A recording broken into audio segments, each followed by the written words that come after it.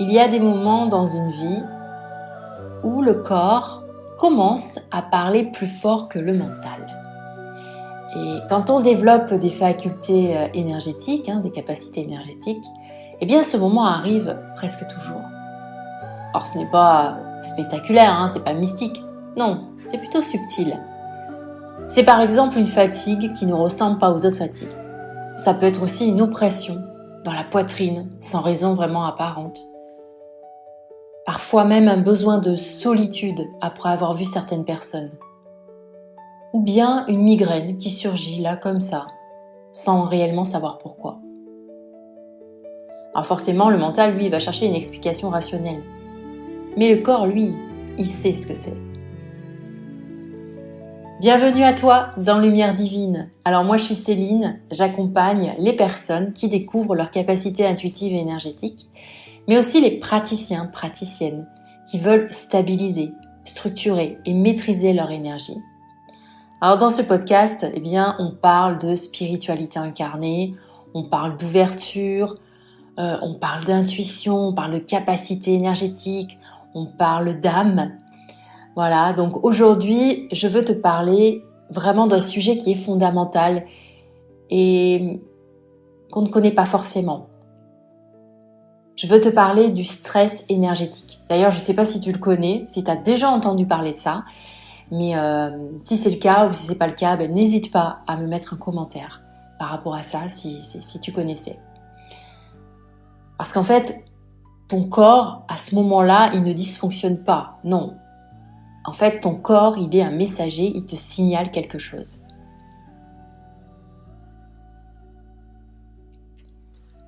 Alors, je me souviens d'une période très précise dans ma vie où mes perceptions s'intensifiaient. Je ressentais les émotions des autres avant même qu'ils ne parlent. Je savais quand une personne allait m'appeler. Je percevais les tensions dans une pièce en quelques secondes. Alors au début, je te cache pas, c'était fascinant. Puis, je dirais que le corps, mon corps a commencé à protester. Ça s'est traduit par des fatigues chroniques, parfois des oppressions au niveau du plexus solaire, beaucoup de réveils nocturnes, et je dirais même une hypersensibilité, mais presque douloureuse. Et je pensais que je devenais peut-être trop fragile. Et je pensais que je devais me renforcer. Mais ce que je ne savais pas encore, c'est que je n'avais jamais appris à fermer. J'avais appris à ouvrir, à ressentir, à capter, mais pas à me protéger, pas à récupérer, pas à me désengager. Et en fait, mon corps, lui, ce qu'il faisait, c'est que tout simplement, il essayait de me ramener à l'équilibre.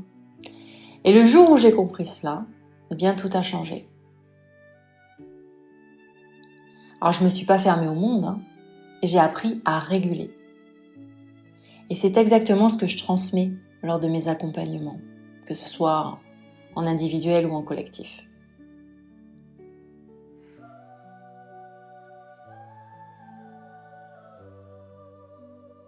Le stress énergétique est un état de surcharge du système nerveux qui est lié à une exposition prolongée à des informations émotionnelles ou vibratoires.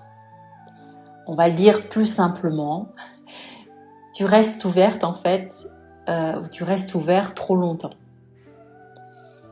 Ton champ énergétique y capte, ton système nerveux, lui, il analyse, et ton corps, lui, tente de digérer. Mais il ne peut pas digérer ce qui ne lui appartient pas. Donc, qu'est-ce qu'il fait ? Il parle. Il parle par des tensions que tu peux avoir dans la nuque, peut-être une pression derrière les yeux, des palpitations, une fatigue soudaine, un besoin urgent de s'isoler, une irritabilité inhabituelle, parfois même une confusion émotionnelle. Et beaucoup de personnes me disent « En fait, je sais plus ce qui est à moi. J'arrive plus à voir ce qui est moi et ce qui ne l'est pas. » Ça, c'est l'un des signes les plus clairs. Quand ton système est saturé, il perd la capacité de différencier. Et la différenciation est une compétence, elle s'apprend. Je pense notamment à Cindy. Cindy, elle venait de découvrir qu'elle avait des capacités médiumniques. Et forcément, elle vivait des perceptions assez intenses. Elle rêvait beaucoup et elle ressentait des présences. Mais surtout, ce qu'elle avait, c'est qu'elle était très épuisée. Elle avait peur de devenir instable. En fait, en réalité, ce qu'elle avait, c'est qu'elle était ouverte, mais sans filtre. Alors, ce qu'on a fait, on a travaillé ensemble sur l'ancrage corporel quotidien. On a travaillé aussi sur la contraction consciente du champ énergétique. On a travaillé sur la fermeture, bien sûr, le soir, la récupération énergétique. Et en quelques semaines, eh bien, ses peurs ont diminué. Ses perceptions sont restées, mais elle était beaucoup plus stable au niveau de ses énergies. Elle n'était plus submergée. Autre exemple que je pourrais te donner, c'est celui de Mathilde. Mathilde, c'est une énergéticienne qui est vraiment très expérimentée. Et en fait, ce qu'elle faisait, c'est qu'elle enchaînait les soins. Mais chaque soir, elle avait mal au crâne. Elle rêvait de ses clientes, elle portait encore leurs émotions en fait. Et elle pensait que c'était la preuve de son implication. En réalité, son système restait en mode réception permanente. Donc ce que nous avons fait, on a restructuré sa pratique, on a fait des ouvertures ritualisées, on a fait des fermetures fermes et claires, on a fait des récupérations énergétiques obligatoires si elle ne voulait pas continuer à vivre ces sensations-là. Et 3 mois plus tard, elle me disait « Je n'ai jamais été aussi bien ». Son énergie était beaucoup plus forte, mais son corps était beaucoup plus calme aussi. Voilà la différence entre intensité et maîtrise. Et bien sûr, quand je fais ce genre de travail, je me cale toujours aux énergies de la personne parce qu'on est tous différents, on a tous une énergie, une vibration qui nous est propre et forcément toutes ces aptitudes, tous ces rituels, toutes ces protections à mettre en place sont uniques pour chacun d'entre nous. Donc c'est surtout ça qui est important, c'est travailler sur ça pour bien adapter ça à notre énergie.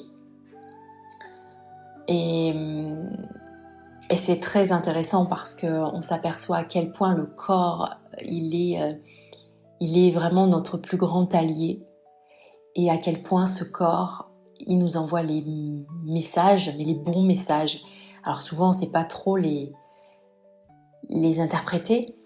Donc ça aussi, on le fait ensemble, on interprète les messages. Mais c'est un collaborateur incroyable.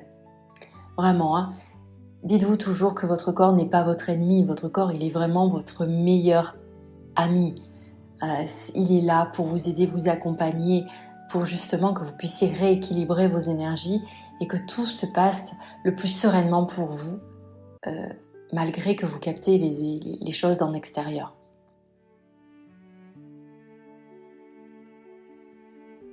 Et si je devais résumer la stabilité énergétique en 4 piliers, ce serait l'ouverture consciente, c'est-à-dire ne jamais travailler en réception permanente. Autre pilier, ça serait la différenciation, apprendre à identifier ce qui t'appartient. Ça, c'est extrêmement important. 3e pilier, c'est la fermeture volontaire, c'est-à-dire refermer ton champ après chaque interaction intense. Et 4e pilier, la récupération, rendre ce qui ne t'appartient pas et revenir à ton axe. La spiritualité mature inclut la discipline et la discipline, eh bien, ça crée la liberté. Alors, si tu veux, je peux te donner un exemple d'un petit exercice guidé. Dans cet exercice, tu as simplement à poser les pieds au sol. Tu respires profondément pendant quelques instants, au moins 3 grandes respirations. Et à ce moment-là, tu vas imaginer ton champ énergétique comme une sphère autour de toi. Alors n'hésite pas à y mettre de la couleur. Et peu importe la couleur, peut-être qu'aujourd'hui ça sera bleu, demain violet, ça n'a aucune importance. tout est juste. Il faut le savoir, hein, quand on fait des visualisations, tout est juste. Tout est en accord avec ton énergie. Donc si aujourd'hui tu as un champ, tu imagines ton champ énergétique sous forme d'une sphère orange, eh bien parce que c'est la couleur qui est la plus adaptée pour toi par rapport à ton énergie. Si demain elle est bleue, eh bien ça sera le bleu. Ok ? Donc tu fais ça, tu imagines donc cette sphère autour de toi et puis doucement, tu visualises cette sphère qui se contracte légèrement. Elle reste lumineuse, mais elle devient plus proche elle arrive plus proche de ton corps, tu vois, petit à petit. Et à partir de là, tu dis intérieurement, je ferme ce qui doit être fermé. Je récupère mon énergie et je reste souveraine, souverain. Et là, tu observes. Et quand tu observes comme ça, sois dans les ressentis et tu verras que ton corps y répond toujours. Parfois, on est obligé de faire cet exercice, surtout au début, plusieurs fois. Alors là, comme je te l'ai dit précédemment, tout est lié en fonction de ton énergie. Donc, cet exercice peut marcher pour toi comme il ne peut pas. Pourquoi ? Parce que, comme je te l'avais dit, on est tous différents au niveau énergétique. Peut-être que ça va être différent. Donc, imagine, tu as envie de visualiser une sphère, mais ce n'est pas une sphère que tu visualises un soleil, par exemple, qui arrive vers toi. C'est ok. Tu vois ce que je veux dire ? L'important, c'est que quand tu fais l'exercice, et même avant de faire l'exercice, pense à poser l'intention que maintenant, eh bien, tu vas refermer. Tu vas refermer ton canal énergétique et tu vas récupérer ton énergie. Déjà, tu poses l'intention. Ça veut dire que tu envoies à l'univers cette intention-là. Donc forcément, tu vas te connecter à, je dirais, au bon rituel qui te convient le mieux. Voilà.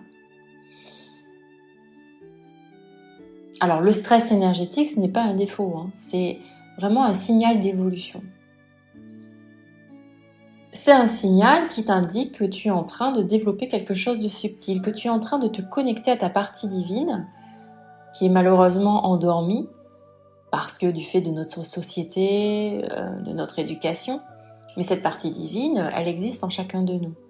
Donc tu es en train de développer cette partie-là, c'est-à-dire qu'elle est en train de se réveiller, de se révéler à toi. Alors bien sûr, elle peut faire peur, elle peut déstabiliser, mais ce qu'il faut que tu te dises, c'est qu'elle est là pour t'accompagner sur ton chemin. Parce que ton âme, elle s'est incarnée pour une raison bien précise. Elle a un objectif de vie, elle est là pour apprendre des choses, pour conscientiser des choses, pour se connecter aussi à l'énergie d'amour, quelle que soit la situation que tu vis, où que tu sois et avec qui tu peux être. Et c'est vraiment, tu vis vraiment un chemin d'amour. C'est un chemin d'amour, de révélation de cette énergie d'amour. Et en fait, ce qui se passe, c'est que tu as besoin de tes capacités terrestres, hein, donc ton corps physique, ton mental, mais tu as aussi besoin de ces capacités extra, je dirais, on pourrait dire extrasensorielles, dont tu n'as pas l'habitude, parce que tu ne connais pas, c'est l'inconnu. Mais tout ce qui est inconnu, ben ça s'apprend, ça se comprend, et puis on met en place des actions pour que ça aille bien, que tout s'équilibre comme il se doit par rapport à ton champ plus, on va dire, plus dans la matière.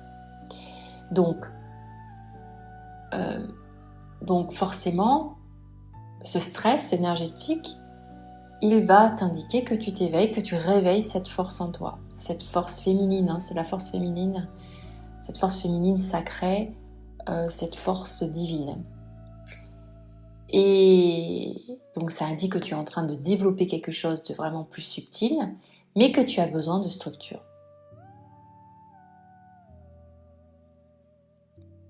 Alors si tu sens que tu as besoin d'être accompagné dans cette stabilisation, je t'invite à réserver un appel clarté.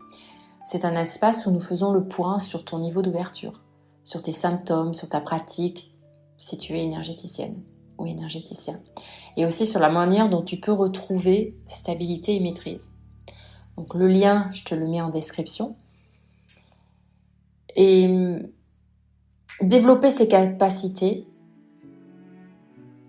ne devrait jamais rimer avec épuisement. Comme je te l'ai dit, ton corps, c'est ton premier allié.